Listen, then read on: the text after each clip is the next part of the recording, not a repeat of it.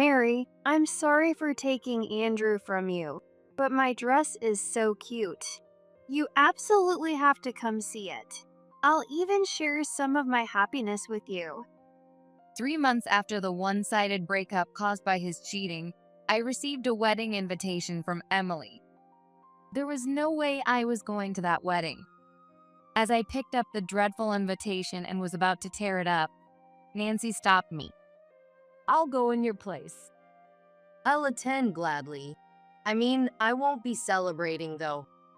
Nancy and Jessica both raised their left eyebrow and the corner of their mouth in matching smirks. I only meant to teach them a little lesson, but after that, Andrew and Emily would end up being tormented by what they believed was a curse. I'm Mary, 25 years old. I moved to the city when I started college, and it's already been 7 years. I'm originally from a super rural town where only 2 buses run a day, one in the morning and one in the evening. The town is nothing but fields and mountains as far as the eye can see, just green everywhere. There were only 8 students in my class in elementary and middle school. On top of that, 3 of them were my sisters, so it was definitely a low stimulation kind of place. Although running into wild boars and snakes on the way to and from school might have been exciting in its own way.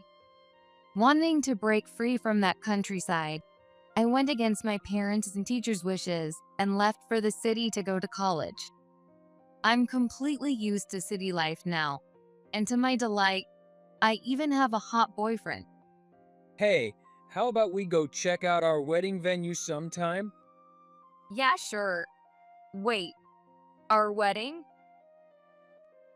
I couldn't hide my confusion at the casual way my boyfriend, Andrew, mentioned it.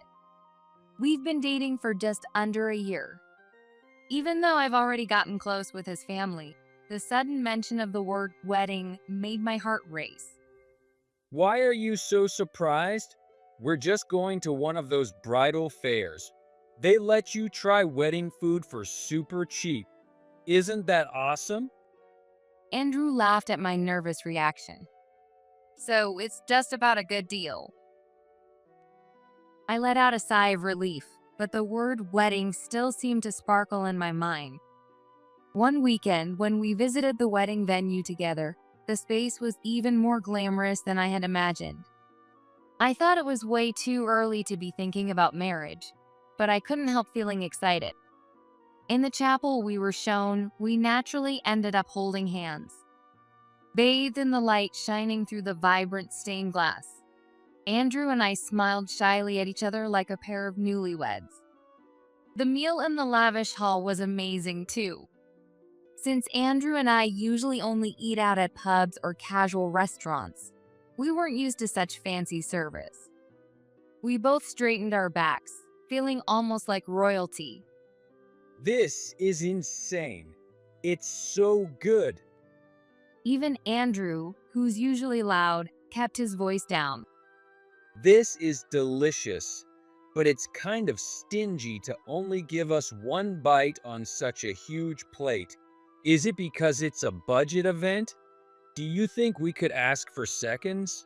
Oh, Andrew, stop it. Don't ask for more. That's embarrassing. Besides, I heard we'll be getting some meat soon, so just hold on. Yeah. Andrew reluctantly wiped the sauce off the plate with his finger and licked it.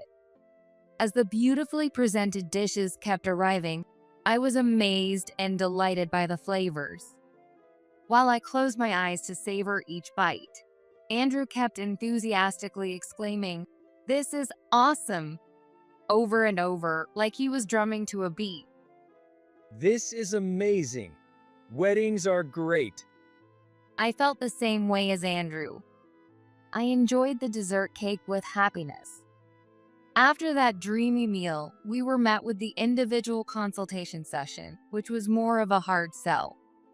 Andrew and I had already discussed this and decided to politely say we wanted to consider other venues to get through it.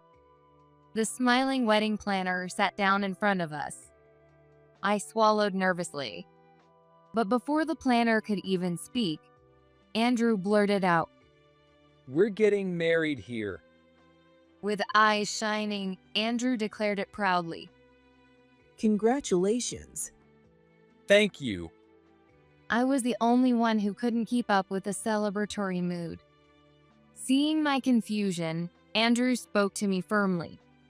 Mary, let's get married. I've made up my mind. I want to have our wedding here. It'll be the best wedding ever. It was such a sudden. To snap me out of my indecision, Andrew gave me a big slap on the back. Don't worry. I love you so much, Mary. There's no one else I'd want to marry but you. His straightforward proposal made my face burn with embarrassment. Caught up in Andrew's enthusiasm, we made a tentative reservation for the wedding venue right then and there. Andrew is like a wild boar. Once he's set on something, he charges straight ahead. Because of that, he's had quite the roller coaster life. After graduating high school, he was determined to start his own business, but after a few years, all he had left were debts. But even though he lost his money, he gained experience, and now he's more motivated than ever to start another business. I met him by chance at a professional seminar. Andrew was immediately smitten and started pursuing me with full force, which brings us to where we are now. People sometimes say that quiet me and headstrong Andrew don't seem like a good match, but I love how passionate he is. For someone like me, who tends to dwell on little things, Andrew's ability to bounce back no matter what happens seems incredibly cool. Mary, I'm going to make you the happiest wife in the world. If I'm being honest, I would have liked a more romantic proposal, but expecting surprises from Andrew isn't realistic. So maybe his proposal at the fancy wedding venue was just right after all. When we told his parents, David and Margaret, about our engagement and the tentative wedding date, David looked concerned. Who decides something so important on a whim? I'm sorry, Mary. I bet Andrew just made up his mind to get married and wouldn't budge, right? Parents really do know their kids well. David was absolutely right.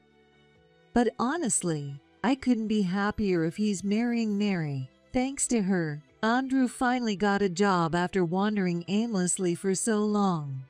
She turned him into a real man. Andrew used to have a big dream of becoming rich and hadn't held a steady job, but now he's working hard as an employee. When we first met and he was pursuing me relentlessly, I told him to come back and confess once he had a job. I thought that would be the end of it, but by the next day, he had found one. We shared the news of our engagement with our mutual friends. Congrats. The one who reacted the most enthusiastically was our friend, Chris. Chris has bright green hair with shaved lines through his eyebrows. Andrew's attitude is basically his friends are my friends. So now I have a bunch of friends with wild appearances, people I never would have spoken to back in college.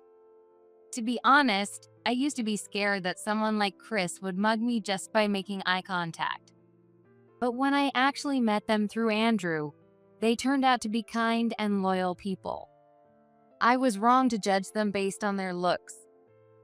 If Mary's going to be his wife, then even that dummy Andrew will be safe. But no more talking about getting rich quick or hitting it big, okay? You've got a family to think about now, so no more drifting around. Andrew's parents and his friends were all happy for us. Even though Andrew used to worry everyone, he's clearly loved by them all.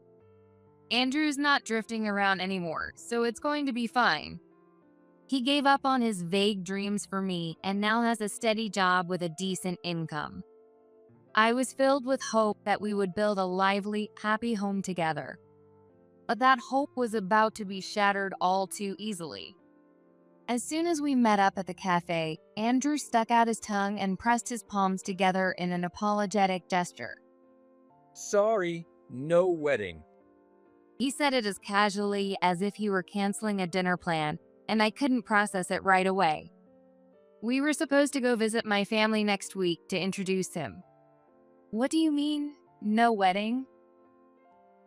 Well, it just doesn't feel like what I thought it would. It was like he was talking about a cheap outfit he bought online. After dating for nearly a year, hearing him say it wasn't what he expected made no sense to me. What's different? We've already paid the deposit for the wedding, and I've even met your parents. When I tried to press him further, Andrew let out a big sigh. Shut up. You're already acting like my wife, and we're not even married yet. That's exactly what's annoying. When I clammed up, Andrew got even more talkative, as if he'd won. When you're quiet, you're cute, but lately all you do is ask me, what about this? Or have you thought about that? You've been nagging me nonstop since we got engaged. You've changed. It's like you tricked me. Thank God I figured out your true colors before it was too late. I don't like girls who pretend to be sweet but are actually controlling. I'm done putting up with you. It's exhausting. He said I'd been nagging, but I honestly couldn't think of a time I had. Maybe it's because I kept asking him about wedding plans? He'd always just give vague answers, so I might have pushed a bit. But is that really considered nagging? What? I'm done. I don't love you anymore, so stop following me around. But frustrated with my hesitation, Andrew spat out. I can't stand clingy women either. Don't turn into my stalker, okay? Because let me tell you, the chances of us getting back together are zero. He turned his eyes away from me and waved someone over. A woman came running. It was one of Andrew's friends. I'm actually dating Emily now. Emily draped herself over Andrew's shoulder. Emily gave me a troubled smile, but there was a hint of condescension in it. Andrew was saying he was worried you'd turn into a scary wife if you guys got married. I felt so bad for him. So, he dumped scary me for this fake sweet Emily, right? I think it's important to keep that lovey-dovey feeling even after getting married. Mary, you completely changed once the wedding was set. That's a deal breaker. But don't worry, I'd never turn into a controlling wife like you. You had a chance at happiness, and you ruined it yourself. An engagement broken off, and now, cheating right in front of me. I didn't know how to process it all so suddenly. I wanted to cry and scream and cling to Andrew, but that's just not who I am. So I held back my tears, stunned and silent. I hated how I couldn't just express myself. Well, that's it. Bye. Just like that, our relationship ended. Since the breakup of my engagement a few weeks ago, I've been staying at my sister's place. My sister, Nancy, has been really supportive, and little by little, I've started to feel better.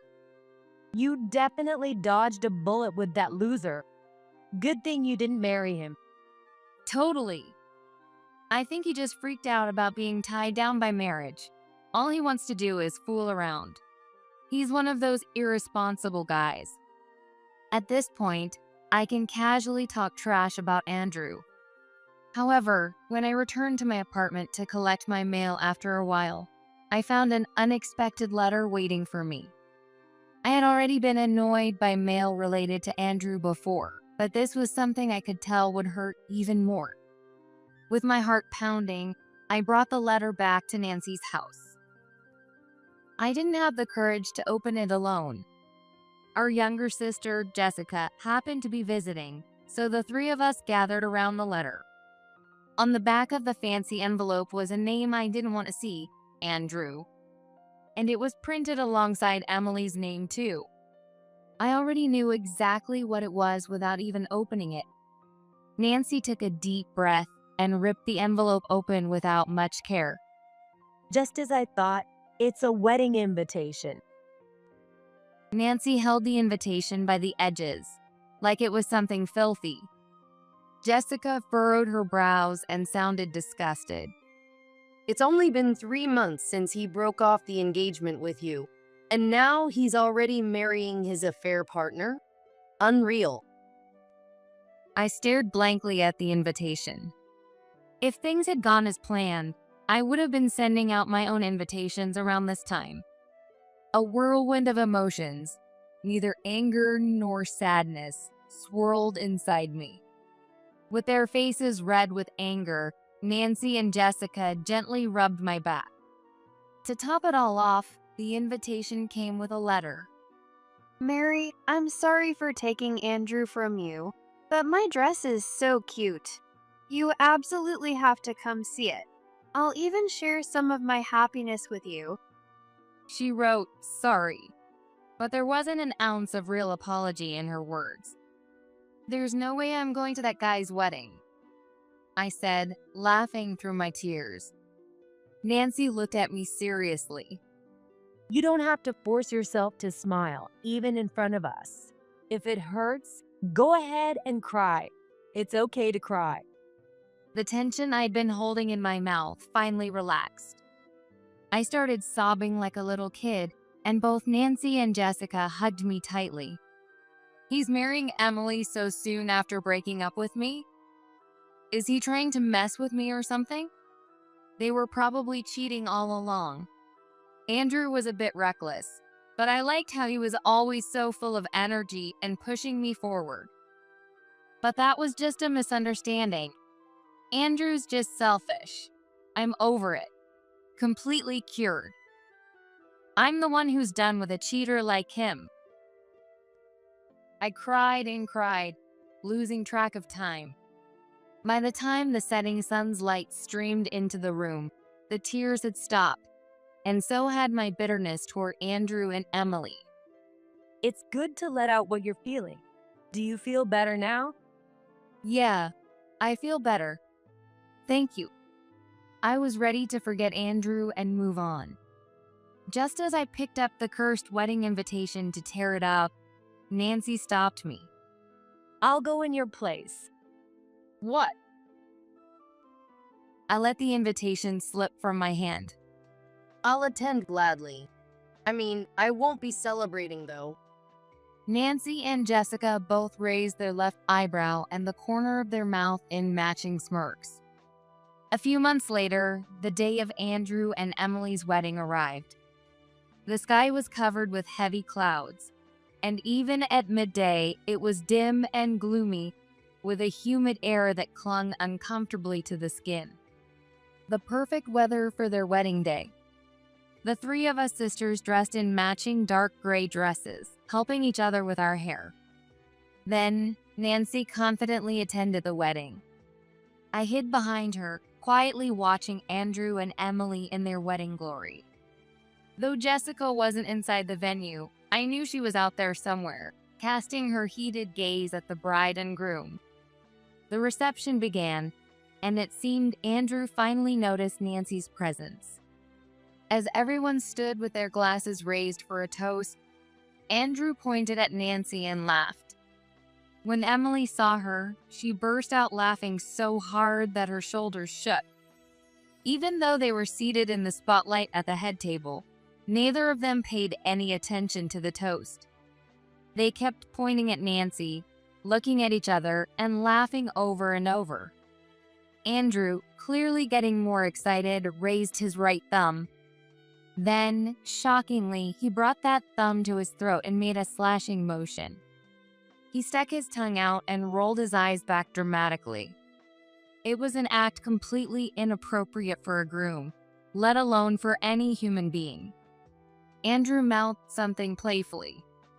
There was no sound, but I could clearly understand what he was saying by reading his lips. Wow, spooky ghost. He dangled his hands in front of his face, swaying them back and forth. Then, once again, he mouthed, I'm haunting you. Emily found it hysterical, slapping Andrew's shoulder repeatedly as she laughed uncontrollably. While the head table was in a bizarre uproar, most of the guests didn't seem to notice, continuing to listen to the toast. Finally, after what felt like an overly long speech, the toast came to an end. As soon as Nancy sat down, Andrew's expression froze. Emily, who had been laughing moments ago, tightened her grip on Andrew's arm. It seemed like they both noticed me once everyone else sat down. I was sitting quietly in the chair right next to Nancy, saying nothing. The two of them, who had been joking around, now looked back and forth between Nancy and me, their faces gradually paling. During the reception, friends gathered around the bride and groom. Nancy and I also approached the head table, lowering ourselves slightly to get close to Andrew and Emily. Smile. Someone called out, but Andrew and Emily's faces only twitched. Hey, isn't that Mary? Andrew started cautiously. The lively atmosphere around the head table went dead silent, as if it had been a lie. Their friends all lowered their eyes, shadows falling over their faces. The first to speak was Chris, his voice heavy. I don't even want to think about what happened back then. Some of their friends covered their mouths, some cradled their heads, while others wiped their eyes with handkerchiefs. I've explained it before. That day, Mary was. Chris's voice cracked, but he continued. She was lying there, pale as a ghost, on that cold floor. No matter how much I called her name, she didn't respond at all. And then, that disgusting room, the stench of decay. Just thinking about it makes me sick. Enough. Andrew hastily interrupted. Andrew, Emily, your happiness comes at the cost of Mary's suffering. Never forget that. Breathing heavily, Andrew pointed at me. I was smiling calmly next to him. This is Mary, right? Andrew's voice cracked and trembled. The hand he was pointing at me with was shaking exaggeratedly, moving up and down by at least 8 inches. To Andrew and Emily, I must have looked like a ghost. Mary? I don't know. Their friends tilted their heads in confusion. It wasn't an act. They genuinely didn't recognize me. Nancy placed a hand on Emily's shoulder and leaned in to peer at her face. Nancy and I looked so alike that you couldn't tell us apart when we stood next to each other. Andrew and Emily were utterly terrified, their shoulders hunched up, bloodshot eyes wide, and their gums showing in fear. Their already pale faces turned ghostly white. I gently placed my hand on Andrew's cheek and whispered into his ear, "I'm haunting you." I'm sorry. Andrew, still seated, leaped straight up in the air. "When did you start betraying me?" From the beginning of our relationship, I started dating you because I liked your looks, but I was already on and off with Emily before that. We've been together for over 5 years. Perhaps out of fear, Andrew confessed everything. "So you never intended to marry me from the start?" I did plan to marry you. I thought you'd support me even if I didn't work, but then I realized how exhausting it was being with someone as serious as you, and I figured it was way easier hanging out with someone more laid back like Emily. Andrew clasped his hands together as if in prayer. I'm sorry. Please, let me rest in peace. Tears streaming down his face, Andrew's eyes lost focus. Emily, cradled gently by Nancy, was also a mess, crying so much she couldn't even speak. It seemed like they were on the verge of losing their minds, so I decided it was time to reveal the truth. I'm not going to rest in peace. I'm sorry. I'll do anything. There's no need, because I'm still alive. What? Andrew let out a pathetic, confused noise. He turned cautiously, looking down at my feet. When he saw that I had legs, He seemed to relax, as if all the strength drained from his body. Finally, Andrew managed to look straight at Nancy, who was still by Emily's side, comforting her. Mary's ghost? Wait, could it be twins? Yes, she's my sister. We look exactly alike, don't we? But trust me, I resent you so much. I almost did send my spirit after you.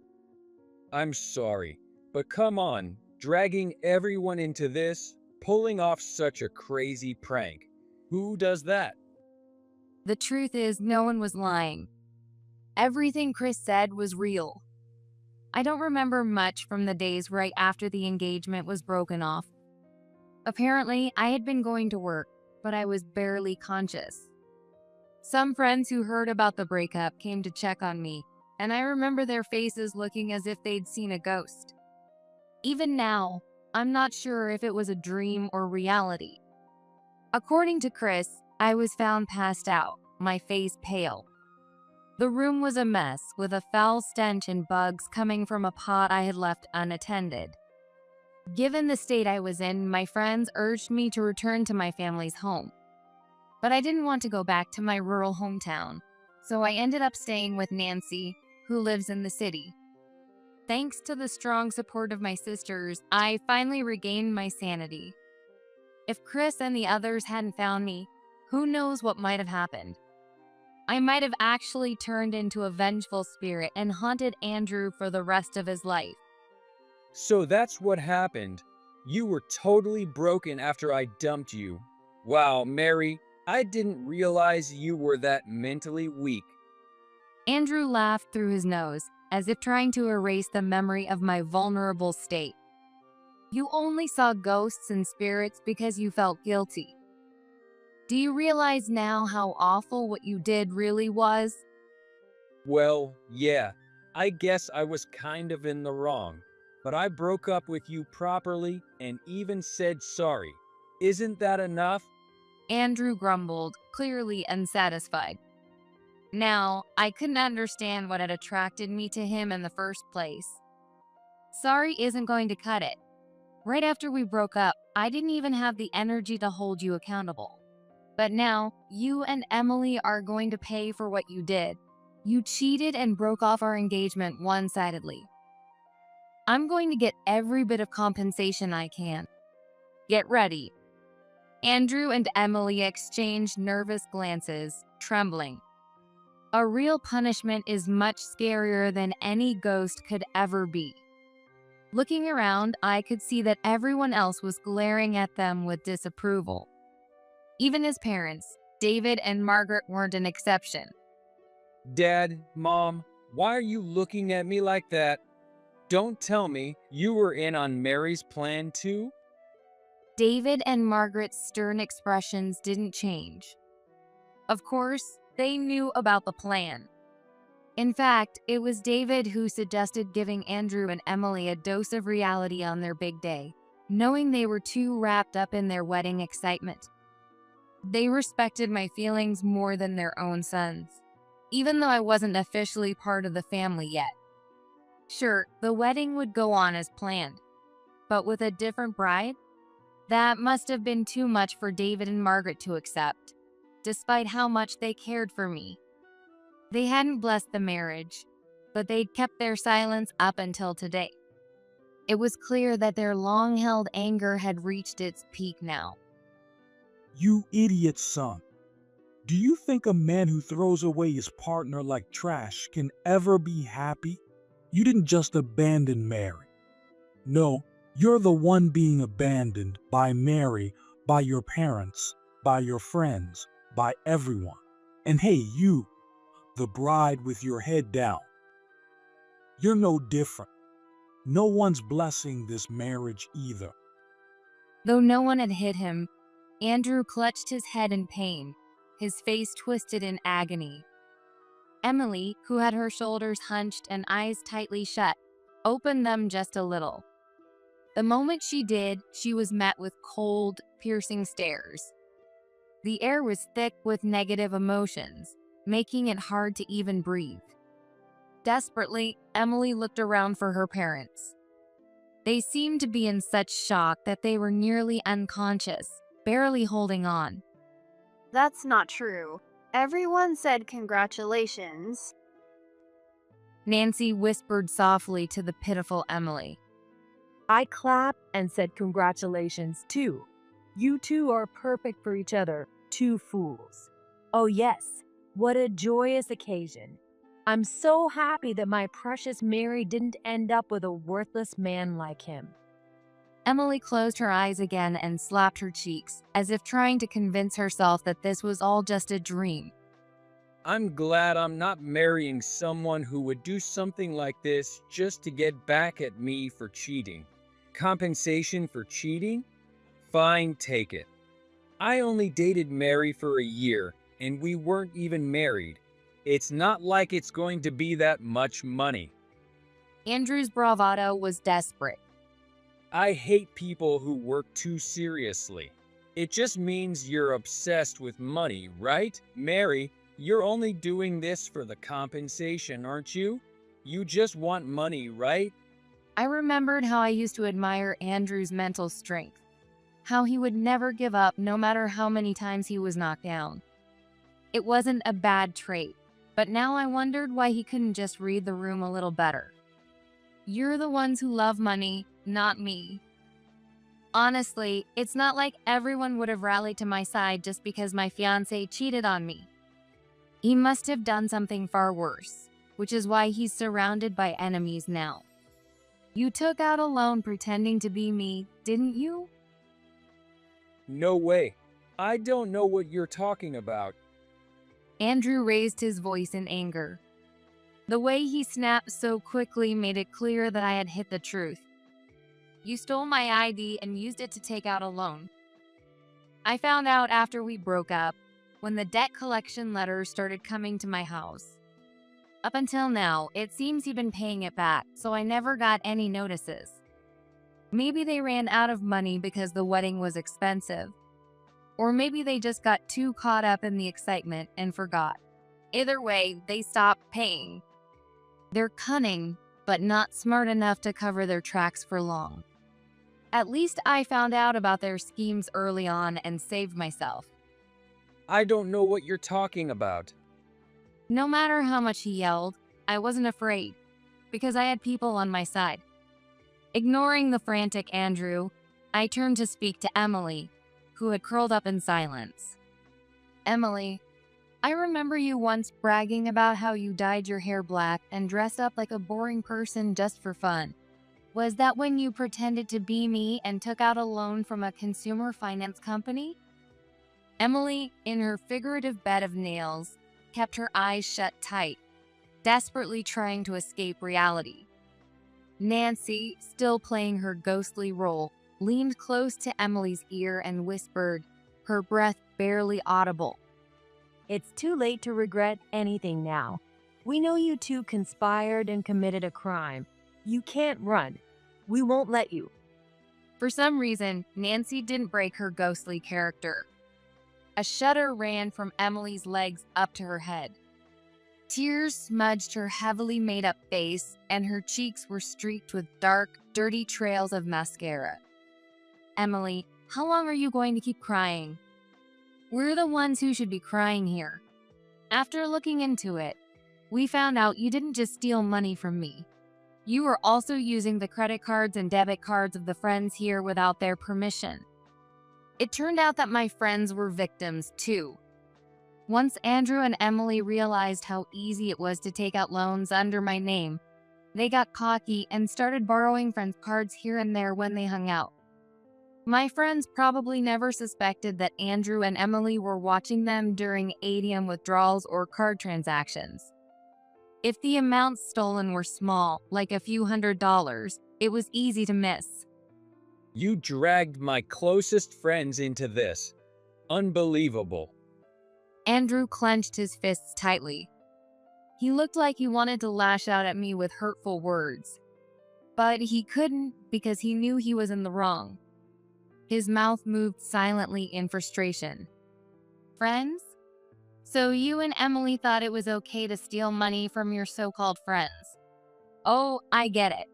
They were important to you because they were a source of cash, right? Nancy slid her arms around Emily's shoulders from behind, holding her gently. Emily, why are you shaking so much? You don't seem like the bold criminal who committed such daring fraud. Is this all fake crying? Crying won't save you now. Nancy's smile, tormenting Emily's spirit without causing her any physical harm, made her look like a villain. It was strange how her usual gentle smile now felt so terrifying.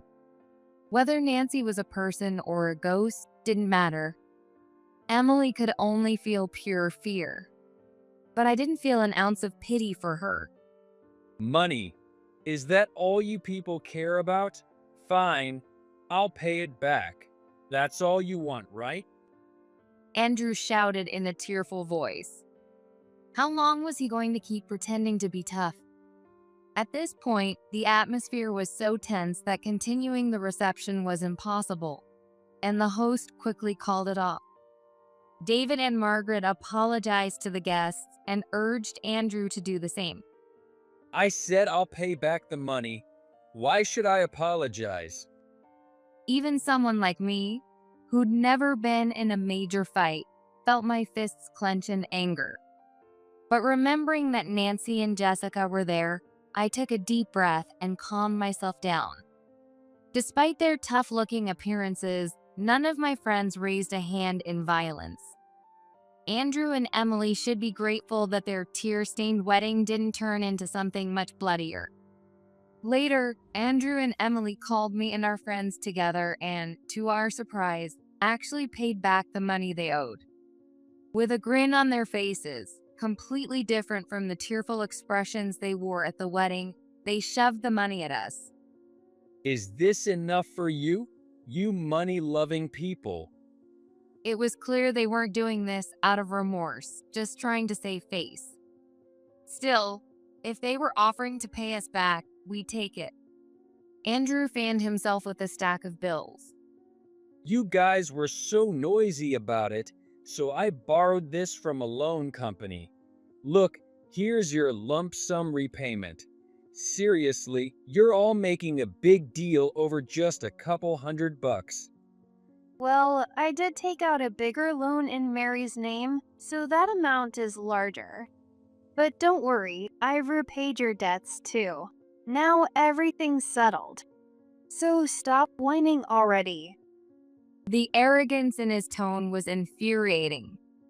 This is all your fault in the first place. How's that? Because you told me to get a job. Wait, if you had a job, you'd have an income. Why would you need to take out loans? Andrew smirked. Oh, I guess you didn't figure it out yet. You're pretty clueless, Mary. I never actually worked. I got a job just to keep dating you, but I quit after the first month. Since he was living at home, Andrew only needed money to fund his fun, so he covered that with loans. He'd been juggling debt, but when he started falling behind on payments and lenders stopped giving him money, he resorted to stealing from my wallet. Then, when he saw my ID and insurance card, he figured out there was an even better way than taking a few $100s here and there. Suddenly, a question crossed my mind. So, are you still unemployed? How were you even able to take out loans then? That's easy.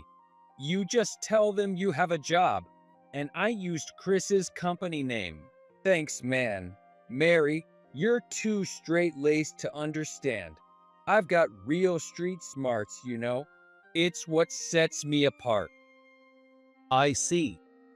Chris, who had overheard this, responded without anger. He's the CEO of his own company, after all. His hair might be green, but he's still a solid business owner.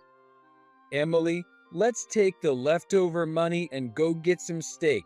Earning money is way too easy. I could never work a regular jobs like Mary. It'd piss me off to have someone telling me what to do. So, are you thinking of starting a business again? If Chris can do it, you could totally pull it off too, Andrew. Yeah, maybe I'll be a CEO again. Andrew puffed out his chest and laughed, throwing his head back dramatically. Chris, standing tall, looked down at Andrew and said, You'll never pull it off. What? Yes, I will. Chris gave me a knowing glance. It was time to bring some reality to his carefree world. No, you won't. How are you going to start a business from prison? Taking out loans under someone else's name, stealing credit cards and debit cards. Even if they paid the money back, that didn't erase the crime. I've already reported everything to the police. You won't be getting off without consequences. The police? Isn't that a bit much? You're mad at us for reporting your scams, even after you returned the money? I was shocked to hear Andrew and Emily act like they were the ones being wrong. The police will be coming for you soon. You can't run from this. Both their faces twisted with anger and anxiety. At that moment, Chris, always the gentle one, tried to calm the tension by pulling something out. By the way, I made a photo album from your wedding. The first half was still decent, so here's my gift to you. Andrew, grumbling, took the elegant album from Chris. Seeing a picture of herself in a beautiful wedding dress on the cover, Emily's anger momentarily eased as she started flipping through the pages. The bride and groom gazed at each other in a lovely chapel overlooking a beautiful garden, while the guests applauded enthusiastically. It was a heartwarming photo, but Andrew and Emily's faces grew tense. Is that her? Why is she there? Emily pointed at the image of me and Nancy among the guests. Then, Andrew hesitantly pointed toward the garden. His trembling finger indicated another version of me standing there. What's going on? There are 3 Marys. Mary and the twin? And who's that? Unable to take it any longer, Andrew threw the album across the room. What's this? I went through all the trouble of making that album, and you won't even look at it? Come on, let's check out the next page. Chris casually flipped the page. On the next page, and again on the following one, Andrew and Emily found the third version of me, expressionless and staring directly into the camera, and they shuddered in fear. What is this? There are 3 of you in these pictures. What are you talking about? I'm the only me in this world. They exchanged puzzled looks and shrugged. But it's true. There's only one of me. Even if I weren't a twin but a triplet, with 3 identical versions of myself, each one would still be an irreplaceable original. I haven't lied about anything. While maintaining a curious expression, I stuck out my tongue in my mind. Andrew and Emily's faces rapidly turned pale. They looked at each other, their legs trembling uncontrollably. Cut it out. Are you trying to curse us? We're sorry, okay? We gave the money back. Just leave us alone already.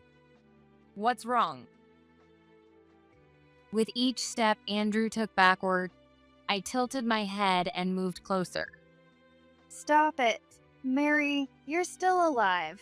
We didn't do anything that bad. I don't even believe in ghosts or spirits. Despite her words, Emily was clearly terrified. Andrew hesitated as he tried to step on the album, but then grabbed Emily's arm and fled.